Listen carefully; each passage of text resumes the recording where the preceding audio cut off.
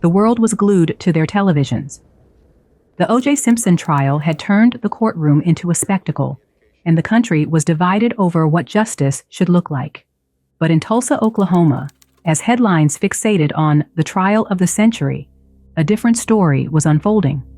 One that wouldn't make national news, but would leave behind a trail of heartbreak and devastation.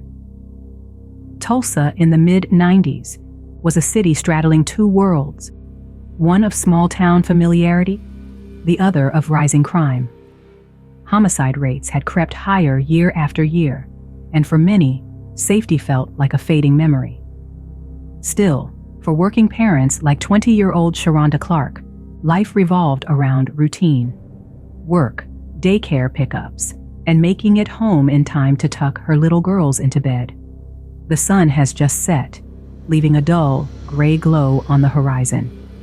The temperature hovered at a chilly 41 degrees, and a crisp breeze rustled the few remaining leaves clinging to bare tree branches. At exactly 6 p.m., daycare workers at a local child care center began their end-of-day routine. Parents bustled in, gathering their children, exchanging pleasantries, and heading home to begin their nightly rituals. But as the minutes ticked by, one child remained unclaimed. Then another. The clock struck 6:15, then 6:30. Two little girls, 4 years old and 2 years old, sat waiting. The caregiver, trying to remain calm, glances at the sign-out sheet. The name missing? Sharonda Clark. Sharonda was like clockwork, a devoted mother who never left her daughters waiting. But tonight, she was nowhere to be found. Sharonda's friend, Jackie, was the next name on the emergency contact list. The moment she heard that Sharonda hadn't picked up the girls, her heart sank. This wasn't just a forgotten errand. It was a warning sign. Something was wrong. Jackie rushes to the daycare, scooping up the two confused children. On her way home, she dials Sharonda's number. No answer. In 1995, cell phones weren't common. If you needed to reach someone, you had a few options: a landline or a pager. But Sharonda was one who had a mobile phone at that time and still wasn't returning calls. And for Jackie, that silence was deafening. By now, her parents and grandmother were pacing. This wasn't just unlike Sharonda. It was impossible. She wouldn't vanish. She wouldn't leave her daughters stranded. Hours passed, still no word from Sharonda. The landline remains silent, and the concern turned into full-blown fear. 911, what's your emergency? My friend Sharonda Clark is missing. This isn't like her at all. With no way to contact her and no explanation for her absence, Jackie did the only thing left to do. She called the police.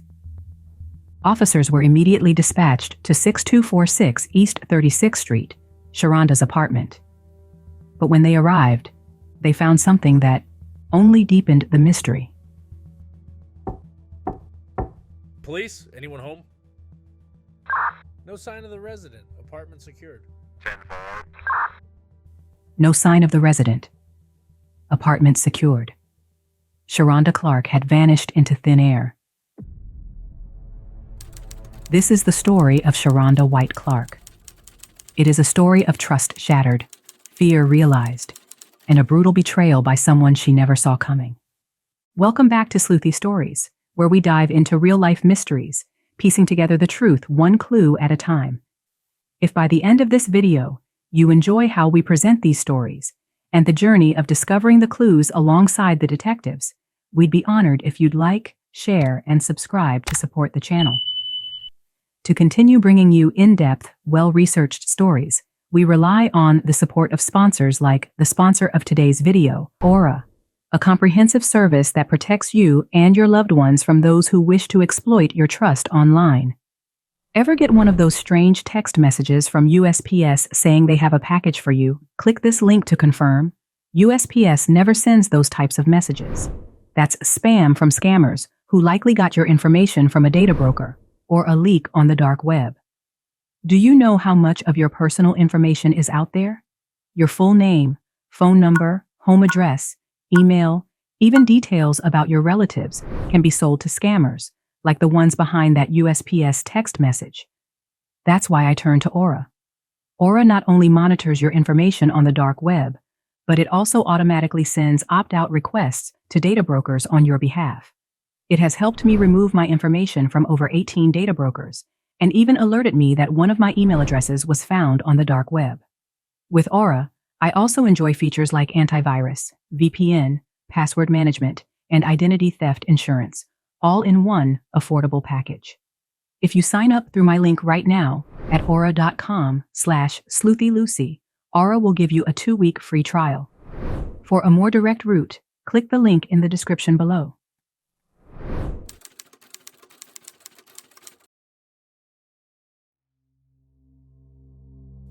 It had been 24 hours. 24 agonizing hours since Sharonda White Clark was last seen. 24 hours since her young daughters sat waiting at daycare for the mother who never came. And now, her closest friends and family were gripped by the fear that something was terribly wrong. Knocks to Sharonda's door and calls to her phone went unanswered. Over and over, the same response: silence. It was the only way to reach her, and now it was as if she had vanished into thin air. By this time, the kids were in the care of their grandmother, and Jackie had been calling around, hoping someone, anyone, had heard from her. But no one had. Sharonda's friends were becoming aware of her disappearance. Since it had been 24 hours since anyone heard from Sharonda, her grandmother took the necessary step and filed a missing persons report, hoping that, somehow, there was a reasonable explanation. But with each passing hour, that hope faded. Jackie and Sharonda's friend and neighbor Sheena had no choice. They needed help. They called the police and asked for a welfare check at Sharonda's apartment. Tulsa police officers were dispatched to the Normandy apartments. It was around 12:40 p.m. when officers arrived. As the squad cars approached the complex, Jackie and Sheena stood by, watching, their breath shallow, their hands trembling. Their minds raced with possibilities, but nothing could have prepared them for what was inside. The apartment door was locked, but when officers knocked, there was no answer. They announced themselves. No response. Forcing the door open, it creaked on its hinges, revealing a dimly lit apartment cloaked in silence. At first glance, the space appeared disheveled, but not entirely alarming. Couch cushions lay scattered across the floor, and a spilled cup of Kool-Aid had dried into a dark, sticky stain on the carpet. But as the officers moved deeper inside, the unsettling calm began to crack. Signs of chaos emerged. Furniture slightly askew, small items knocked over, as if someone had fled in a hurry, or had been forced to. The deeper they ventured, the more the apartment resembled the aftermath of a violent struggle, the kind you'd expect to see in a horror film, rather than the quiet stillness of everyday life. Trying to catch a glimpse inside, Sheena leaned closer, her eyes darting across the room. The disarray hit her immediately. Cushions strewn across the floor, scattered belongings that didn't seem to belong where they lay. Something felt wrong. The air was thick with unease, as if the apartment itself was holding its breath. The officers continued cautiously through the living room, each step measured and deliberate. Then, without warning, they froze. Their bodies tensed, holding their positions as they scanned every shadowed corner. Something in the atmosphere shifted. Too still, too silent. The quiet wasn't peaceful. It was suffocating. One officer suddenly stopped in his tracks, his breath catching in his throat. Without exchanging a word, he signaled to his partner. Together, they retreated toward the entryway, their instincts sharpening like a blade. Hands hovered near their holsters, ready for the worst. Then, with a brief nod of silent agreement, they re-entered, weapons drawn. As the last officer stepped inside, he quietly shut the door behind them, cutting off any retreat. Whatever was waiting in that apartment, they were now fully committed to facing it. They pressed forward, moving slowly down the narrow hallway. That's when they saw it. Blood. It was everywhere. Splattered on the walls, smeared along the floorboards, each mark a silent witness to the violence that had unfolded. When they reached the southwest bedroom, the scene grew even more harrowing. Blood streaked the walls in jagged, desperate lines. A shattered window's jagged edges caught the dim light like tiny shards of glass teeth. The bed sheets were twisted, half pulled from the mattress, as if someone had struggled with everything they had to escape. The chaos wasn't random. This was ground zero, the heart of a violent struggle. Then the officers saw a trail of blood, a thick, dark smear winding away from the bedroom leading toward the bathroom. They hesitated. The air felt heavier now, thick with dread. Their instincts screamed in unison. This was no ordinary missing persons case. And there, they found her. Sharonda's lifeless body, beaten and plagued with stab wounds to her neck and chest, laying on the bathroom floor.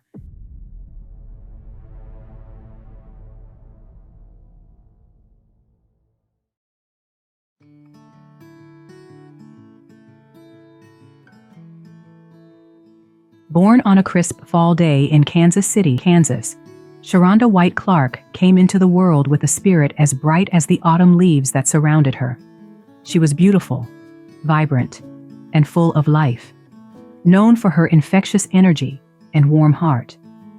But above all else, she was a devoted mother, a role she embraced with unwavering love and dedication. Sharonda became a mother at just 14 years old, a life-changing moment that came with immense challenges. Her parents had dreams for her, ones that didn't include teen motherhood. But despite their initial concerns, she was determined to raise her daughter with love. The father of her child, just 15 himself, was in over his head, and the weight of young parenthood was overwhelming. Still, Sharonda wasn't alone. She had an incredible support system, a network of family and friends who rallied around her, working together to provide supplies, childcare, and encouragement. It wasn't easy. She had to quit school to care for her baby, taking on odd jobs to make ends meet. But she never once saw motherhood as a burden. She adored her daughter. Sharonda was an active, hands-on mother, always engaged and present. She lived for her little girl, pouring all of her energy into giving her the best life possible. In the spring of 1992, love found her again. Sharonda became pregnant with her second child, another baby girl. The father, Travis, was different. He was deeply in love with Sharonda, and for a while, their young romance burned brightly. They married, full of hope for the future. She was a teen mom, and now a teen wife. But life has a way of testing even the strongest bonds. After about a year, their marriage ended. They were simply too young. Still, Sharonda and Travis remained close friends, co-parenting their daughter with mutual respect. But Sharonda was never one to let a setback define her. She worked hard and soon climbed the ranks to become a manager. Her friend Sheena recalled how Sharonda hustled, working at stores in Fontana Shopping Center and Anthony's clothing store before finally accepting a management position at a store in Eastland Mall. It was a huge step forward, a symbol of her growing independence. According to her oldest daughter, she had her own place, paid her own bills, and fiercely protected her and her younger sister. Sharonda's brother described his sister as a firecracker, someone who would never back down when it came to her babies. Despite her responsibilities, Sharonda always made time for her girls. She worked 2 jobs and rarely went out. On warm days, she would sit on the porch, watching her girls ride their bikes, smiling as their laughter filled the air. Sharonda was young, ambitious, and had little time for romance. But in 1993, love found her again, in the most unexpected place. She met 23-year-old Jemaine Cannon at his brother's funeral. Sharonda had always been a source of comfort for others, and in Jemaine's grief, she became a shoulder to lean on. She made him laugh in the middle of his sorrow, and for a man searching for solace, that meant everything. Their friendship blossomed into something more. Jemaine was drawn to her compassion, her bright light, and she, though cautious, was open to love again. She wasn't in a rush, but for the first time in a long while, she felt hopeful about the future. But that future was cut short. On February 5th, 1995, her friends and family, desperate after 24 hours of silence, called the police. Officers entered her apartment and discovered her lifeless body beaten and marred with stab wounds on the bathroom floor. The woman who had fought so hard for her future, who had given everything to her daughters, who had touched the lives of so many, was gone.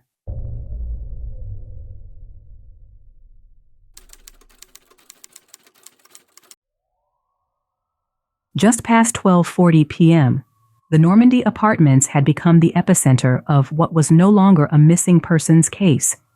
This was now a confirmed homicide. Officers had entered a scene straight from a nightmare.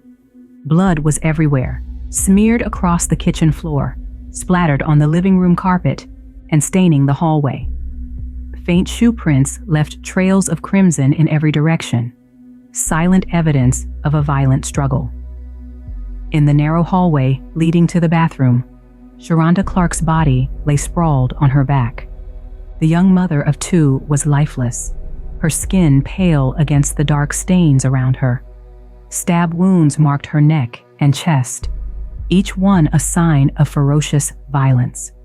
Smaller cuts laced her hands and arms, the unmistakable marks of someone who had fought back with everything she had. A broken knife, its handle separated from the blade and coated in blood, lay near her body. To the detectives, this was more than just a murder weapon. It was a sign of pure rage.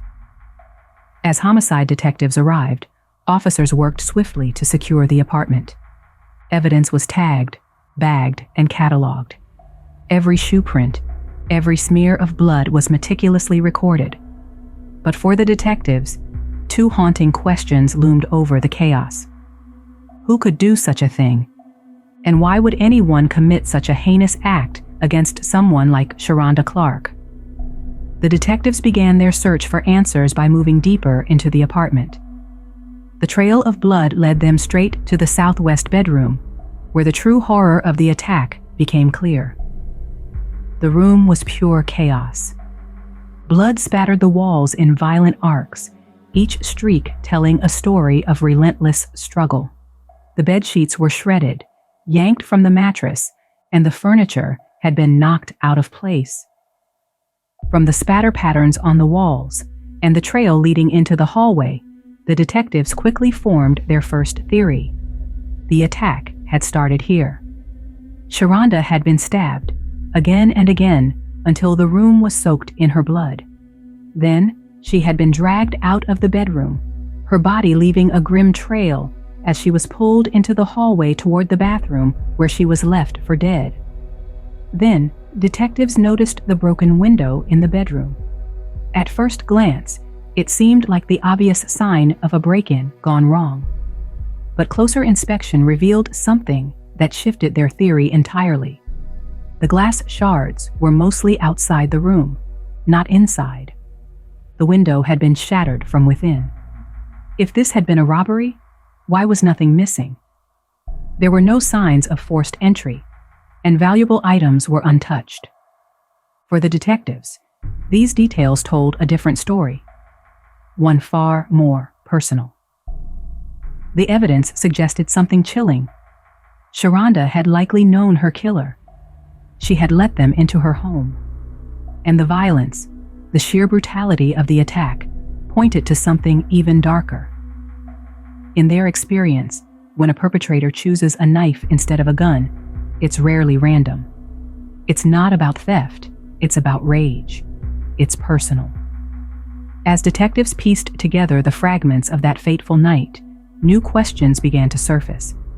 The scene was violent, but deliberate. Brutal, yet targeted.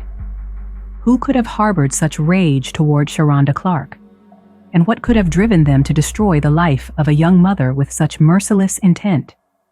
The answers would soon reveal a story far darker than anyone could have imagined. Now came the part no detective ever wanted to face: breaking the news. It was their duty to inform Sharonda Clark's family that the woman they loved, the devoted mother of 2 little girls, was gone. The detectives pulled up in front of Sharonda's family home, the weight of their task pressing down on them like lead. There was no easy way to say what needed to be said, no words that could soften the blow. They didn't call. News like this couldn't be delivered over the phone. The knock at the door was met with hesitation. Sharonda's father answered, his face shifting from confusion to dread as he noticed the badges. Without a word, he knew something was wrong, terribly wrong. The detectives spoke gently, their words carefully measured. But no matter how delicately they broke the news, the result was the same: devastation. Sharonda's father, who had always been the family's pillar of strength, crumbled under the weight of the news. His grief was raw, his sobs deep and unrelenting. For those who knew him, it was a side of him they had never seen before. His daughter was gone, and there was nothing he could do to bring her back. Word spread quickly through Sharonda's close-knit circle.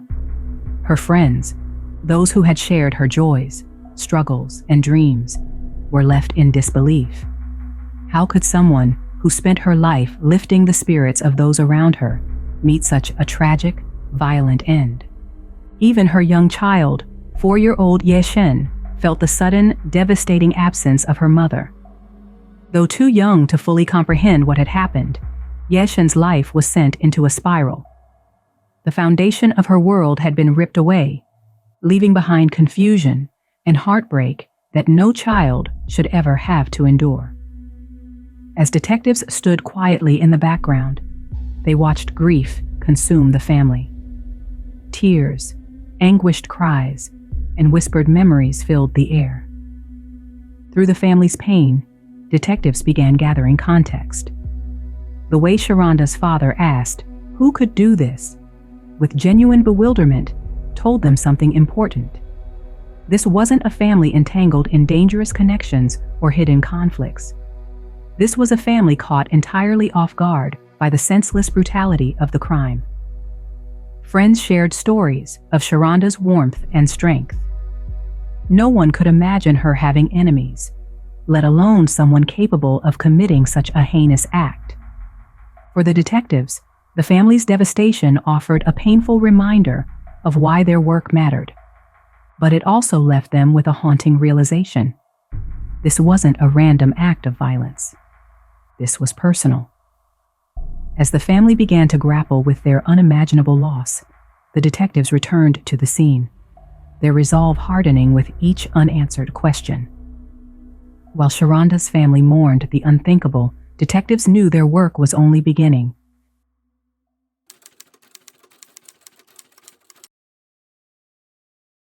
The morning after Sharonda Clark's murder, detectives were already back on the scene.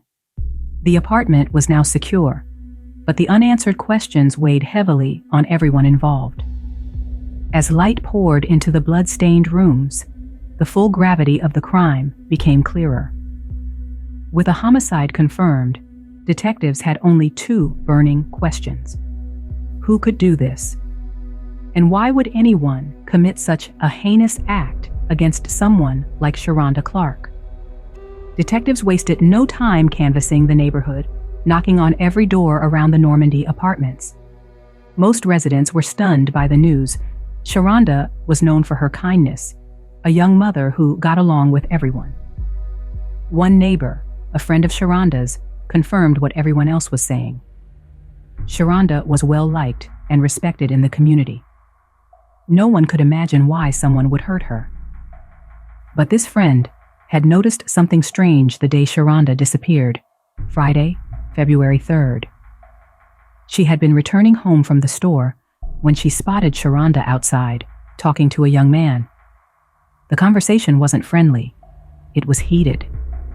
They were arguing, and Sharonda appeared visibly upset. The neighbor didn't recognize the man, but his body language raised alarm bells. She described him as a black man in his 20s, though she couldn't see his face clearly from the distance. Later that day, around 5:30 p.m., the neighbor tried calling Sharonda to check on her. After several rings, someone finally answered, but it wasn't Sharonda. It was a man's voice, cold, short, and dismissive. When she asked for Sharonda, he told her she wasn't home. But then she heard something chilling, Sharonda's voice in the background.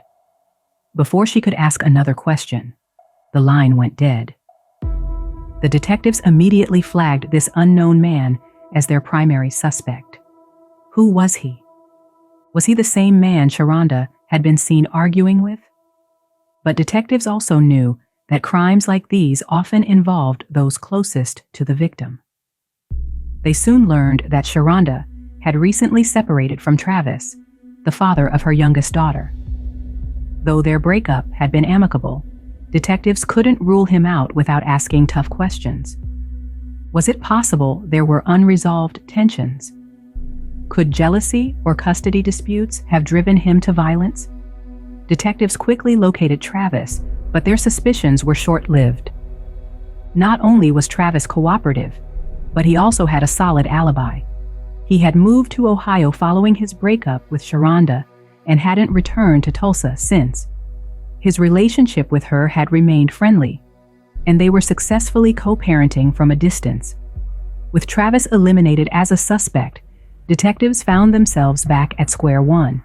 With few leads, detectives subpoenaed Sharonda's phone and bank records, hoping for any clue, an unusual withdrawal, a suspicious call, but the records turned up nothing. Forensic testing on the knife found near her body also led nowhere. The murder weapon was smeared with blood, obscuring any clear fingerprints that could have been lifted. Frustration began to mount. The investigation was barely underway, but every lead seemed to dissolve into dead ends. That was until a friend of Sharonda's came forward with a chilling revelation. Sharonda's friend told detectives that she had been seeing someone, Jemaine Cannon, a man she met at his brother's funeral. They had grown close quickly, and by all appearances, they seemed happy together. But then, something changed. Without warning, Jemaine vanished. Months passed without a word, leaving Sharonda heartbroken and confused. Just as she was beginning to move on, Jemaine suddenly appeared at her door in January 1995, as if nothing had happened. His sudden return raised red flags for Sharonda, but his charm and apologies wore down her defenses. Against her better judgment, she let him stay. It wasn't long before her doubts resurfaced. Sharonda confided in her friends. She couldn't ignore the feeling that Jemaine was hiding something. So, she pressed him on the issue. That's when, according to her friend, Jemaine finally confessed the truth. He hadn't just disappeared, he had been in prison. And worse, he had escaped. When detectives ran Jemaine Cannon's background, they uncovered a terrifying history. In 1991, Jemaine was convicted of attempted murder after a brutal attack on an 18-year-old woman. He had broken into her apartment, sexually assaulted her, and then tried to kill her, choking her unconscious and beating her head and face with a claw hammer, an iron, and a toaster. She survived, but the attack left her permanently disfigured. The count of sexual assault was dismissed in a plea agreement. The case was delayed while Jemaine underwent evaluation at Eastern State Hospital, where he was found legally competent to stand trial. An unrelated case, alleging that Jemaine burglarized an ex-girlfriend's apartment and assaulted her while trying to keep her quiet, was also dismissed.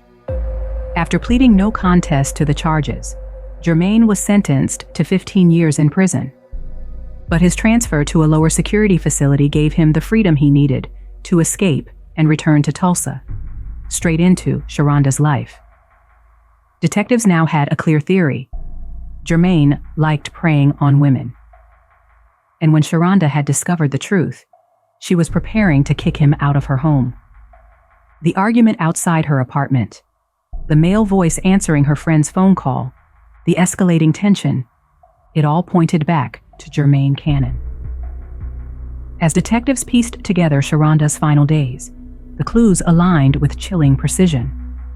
The man seen arguing with her on February 3rd, likely Cannon. The voice on the phone? Cannon. The fear Sharonda had confided in her friends? All connected to him. Now, detectives had a new question. Where was Jemaine Cannon now? And could they catch him before he hurts someone else? Detectives were now determined to find Jemaine. Every lead pointed toward him as Sharonda's killer, but there was one problem. No one had seen him since before Sharonda's disappearance. The investigation had seemingly hit another dead end. Just as frustration began to mount, a surprising call came in, one that would completely change the course of the investigation. The woman on the line asked for the lead detective by name. Her voice was hesitant, but determined. She introduced herself as Jermaine's mother. She had put the pieces together.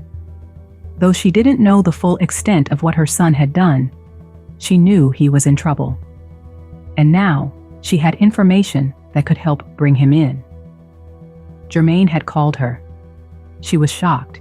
He wasn't supposed to be free. He was supposed to be in prison. She told them that Jemaine had left for Flint, Michigan. When detectives asked why Jemaine would flee to Flint, she revealed a critical detail. His uncle lived there. It was a place where he could hide, surrounded by family who might not ask questions. According to his mother, Jemaine had tried to convince her he was innocent, saying, "The police are after me for something I didn't do." He admitted to his mother that he had gotten into a fight with Sharonda, but insisted it wasn't what it looked like. Caught in a heartbreaking situation, his mother pleaded with him to turn himself in. Deep down, she feared what he was capable of. Betty told the detectives that she had asked her son why he didn't just leave after taking the knife from Sharonda. He replied, "I just went crazy on her." With this new information, detectives wasted no time. They contacted authorities in Flint, Michigan, and prepared to arrest Jemaine. But just as they were setting their plan into motion, another call came. This time from Jemaine himself, using a cell phone that was later determined to have been stolen from Sharonda's apartment. Jermaine's family had convinced him to come forward. Over the phone, he told detectives he wanted to share his side of the story. Within hours, detectives were sitting across from him, ready to listen, but also prepared for lies. Jemaine began with his prison escape, explaining how he had stolen a truck and made his way back to Tulsa. He claimed he went straight to Sharonda because he believed they shared a real connection. Desperate for a place to hide, he thought she would help him. But the reunion quickly soured. According to Jemaine, Sharonda began questioning him about his disappearance. He described her as nagging and said tensions boiled over. The relationship, once hopeful, turned bitter. Then came the argument. He claimed that when he told her he planned to leave her, she spiraled out of control. According to Jemaine, Sharonda attacked him with a knife, forcing him to defend himself. He said they struggled, shattering the window in the process. He alleged that she lunged at him again, cutting him as they fought. He claimed he managed to wrestle the knife away, stabbing her in self-defense. He told detectives he tried to help her afterward, dragging her into the hallway to get her to the bathroom, only to realize she was already dead. Knowing he was a wanted man, Jemaine said he didn't call for help. Instead, he borrowed money, bought a bus ticket, and fled to Flint, Michigan on February 5th to stay with his uncle. Throughout his story, he never admitted fault, painting Sharonda as the aggressor, the one responsible for the violent struggle. Detectives didn't buy his story. The evidence at the crime scene told a different tale. Sharonda had defensive wounds on her hands and arms, proof she had tried to fight off an attacker. Blood spatter patterns suggested she had tried to escape, not attack. When detectives inspected his body, Jemaine, on the other hand, had no defensive wounds, not even a single scratch. His claims of being cut during the struggle were completely unsupported by the forensic evidence. Detectives were convinced Sharonda Clarke was the true victim, and Jemaine Cannon was her killer. On February 6th, Jemaine was arrested in Flint, Michigan, on charges related to his escape, and was held at the Genesee County Jail, where he begged to be brought back to Oklahoma. According to officers, Jemaine didn't seem to appreciate the hospitality there. He was extradited back to Tulsa on February 19th, where he was officially booked, processed, and charged with first-degree murder. As Jemaine awaited trial, detectives reflected on the tragic reality of the case. A young mother's life was stolen by a man she once trusted, someone she had welcomed into her home, only to be betrayed in the worst possible way. The case was far from over. Now, it was up to the courts to determine Cannon's fate. For Sharonda's family, friends, and especially her two young daughters, the arrest brought a measure of relief, but it couldn't undo the loss they had suffered. The question now was simple, yet haunting. Would justice truly be served for Sharonda White Clarke? On March 12, 1996, nearly a year after Sharonda Clarke's brutal murder, the trial of Jemaine Montel Cannon began. The weight of the tragedy hung heavily over the courtroom, each person present ready to bear witness to the fight for justice. For Sharonda's family, it was the first time they would come face to face with the man accused of taking her life. Tears welled in their eyes, but they remained strong, determined to see the process through to the end. The prosecution wasted no time laying out its case. They detailed how, on January 13th, Jemaine Cannon escaped from the Walters Community Work Center, a low-security facility near Lawton. He then stole a truck owned by the Walters school system and returned to Tulsa. The truck was found abandoned on January 19th near Yale Avenue and 41st Street. The day he showed up at Sharonda Clarke's door was the day he fled from prison. He had returned, seeking refuge with the woman who had once comforted him. The motive, they argued, was as clear as it was devastating. Sharonda had asked Jemaine to leave her home. After weeks of giving him shelter, after learning of his prison escape, she was ready to end things. But for Jemaine, leaving wasn't an option. Instead of packing his bag and preparing to walk away, Jemaine's rage boiled over. Prosecutors described how he pursued her through the apartment, trying to beat her into submission. When that didn't work, he grabbed a knife from the kitchen. Sharonda ran from room to room, desperate to escape. But Cannon caught her. The prosecution detailed the chilling sequence of violence. Sharonda was stabbed 4 times. One blow severed her jugular vein, and the fatal strike, a stab to the chest, took her life. The apartment bore witness to her struggle. Bloodstains on the walls, overturned furniture, and signs of a desperate fight for survival. Throughout the trial, Jemaine remained cold and expressionless, often smiling, a sight that horrified Sharonda's family. The defense, sticking closely to Jemaine's earlier statements, painted him as the victim. They claimed Sharonda was the aggressor, that she had attacked him first, and that he acted in self-defense. But the evidence told a different story, one of calculated violence, not self-preservation. Jemaine showed no defensive wounds. Meanwhile, Sharonda's hands were covered in cuts, proof of her desperate attempts to fight him off. Each time Jemaine smiled or displayed his cocky demeanor, the pain for Sharonda's family deepened. His lack of remorse was undeniable. After days of emotional testimony and mounting evidence, the jury was handed the task of deciding Cannon's fate. It took them just 2 hours to reach a verdict: guilty of first-degree murder. As the words were read aloud in the courtroom, a wave of relief washed over Sharonda's family. There were tears, embraces, and quiet sobs, a mixture of sorrow and justice finally served. But the trial wasn't over yet. In the sentencing phase, the jury delivered its final decision: the death penalty. For Sharonda's family, the sentence offered some closure, but it couldn't bring back the daughter, mother, and friend they had lost. Still, they knew her fight had not been in vain.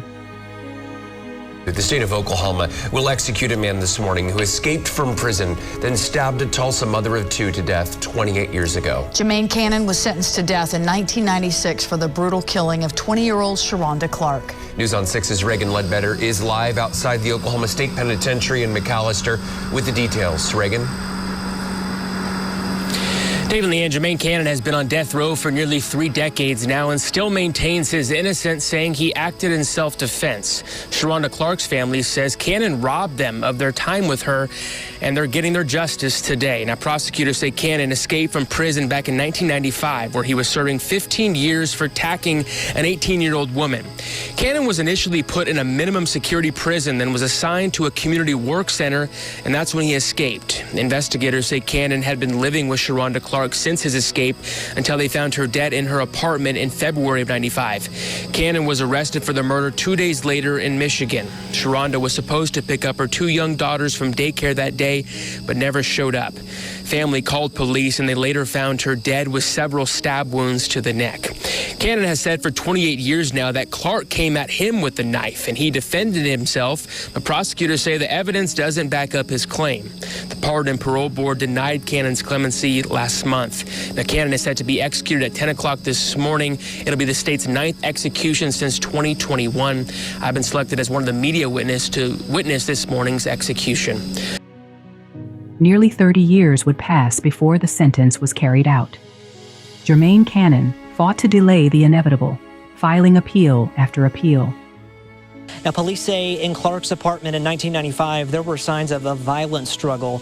Even last month, before the Pardon and Parole Board denied him clemency, he claimed that his actions were all in self-defense.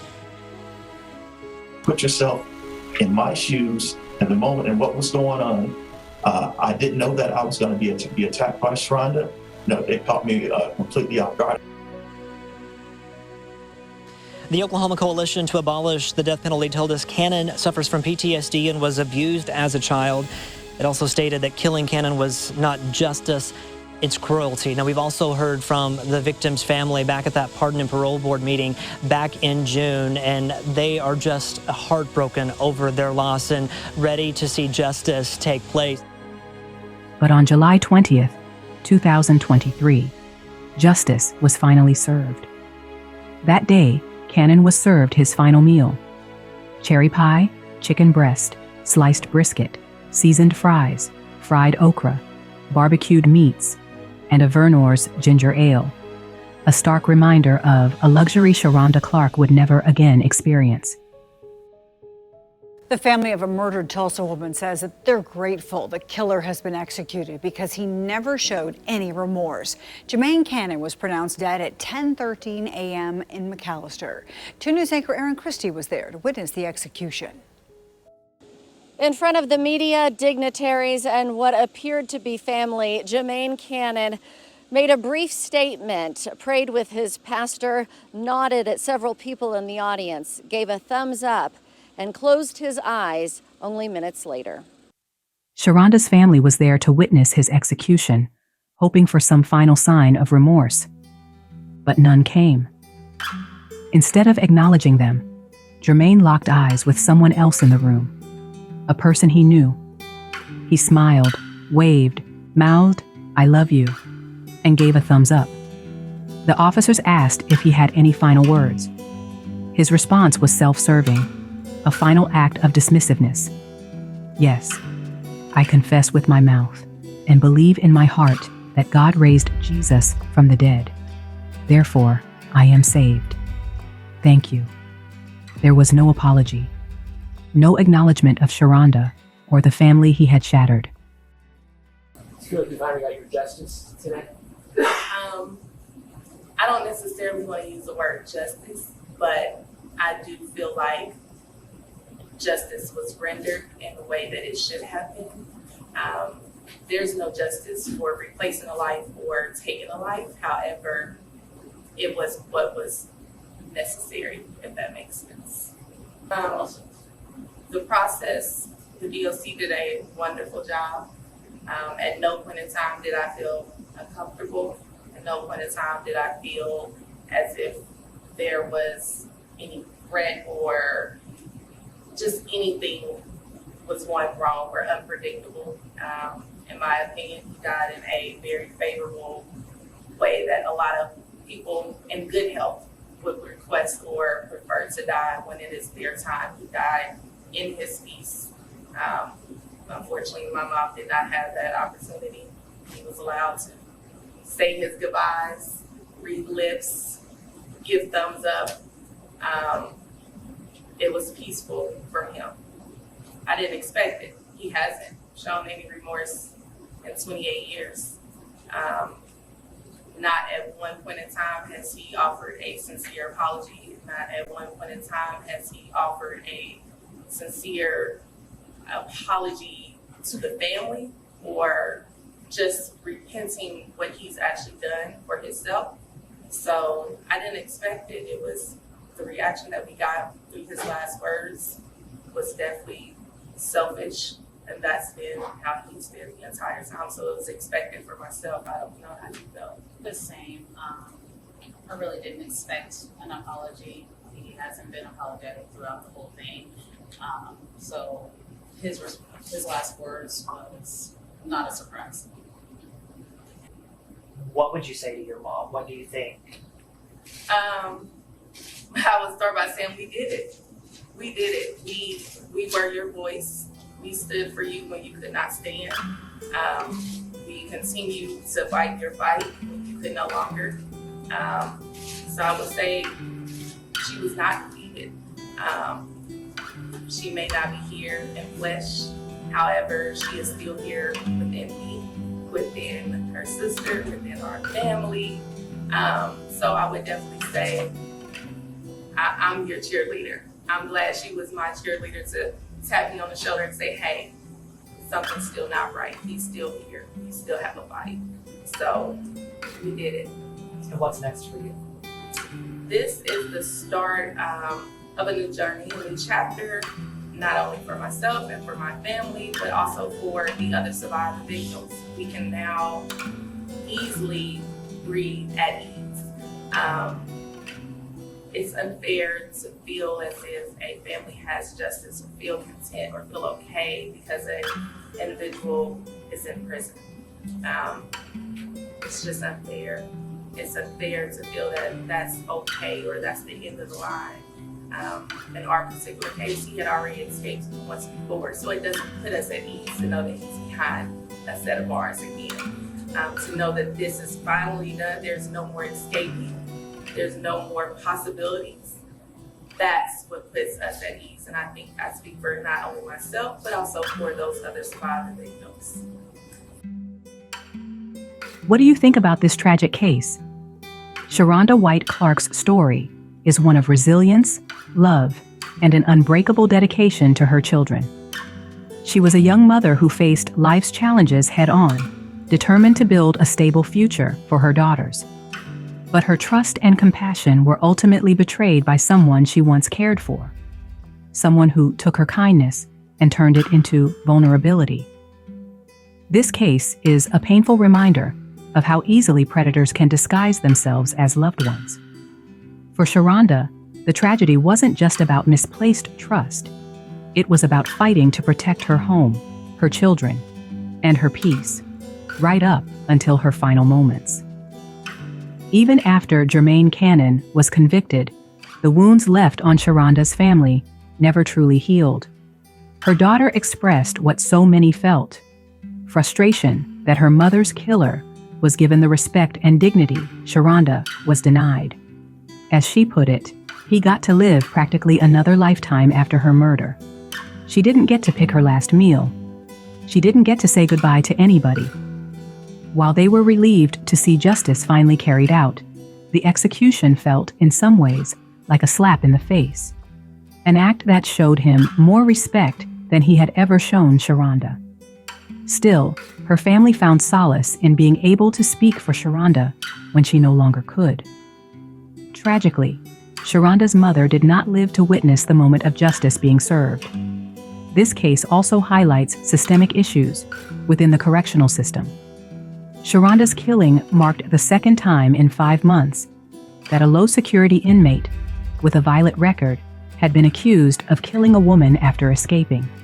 Larry Kenneth Jackson was serving a 30-year sentence for killing his girlfriend when he walked away from his work crew at the Capitol on September 6, 1994.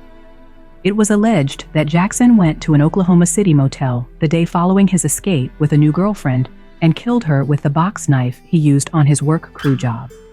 Due to bed shortages in higher security prisons, dangerous criminals were often placed in less secure environments, leading to multiple escapes. Governor Frank Keating criticized the Department of Corrections for these lapses, emphasizing the need for stricter oversight and better resource allocation to prevent such incidents. What do you think drove Jemaine Cannon to commit such a heinous act against someone who had shown him nothing but compassion? Do you believe justice was fully served in this case? Was the death penalty the appropriate punishment? Or did his lengthy appeals process rob Sharonda's family of true closure? Let's continue the conversation down in the comments section below. As always, I'll meet you there. In these stories, there are no perfect victims, just imperfect individuals navigating different roles in life. Sharonda was more than a victim. She was a loving daughter, sister, aunt, niece, cousin, friend, and above all, a mother to 2 young girls whose lives have been forever changed by her loss. She will forever remain in the hearts of those who cherished and loved her, not because she was perfect, but because she was perfectly wonderful in their eyes. This is why I extend my gratitude to the victims for being beacons of love and light, despite any flaws that may emerge from their stories. So thank you, Sharonda, for being an example of love and light. May you rest in eternal peace.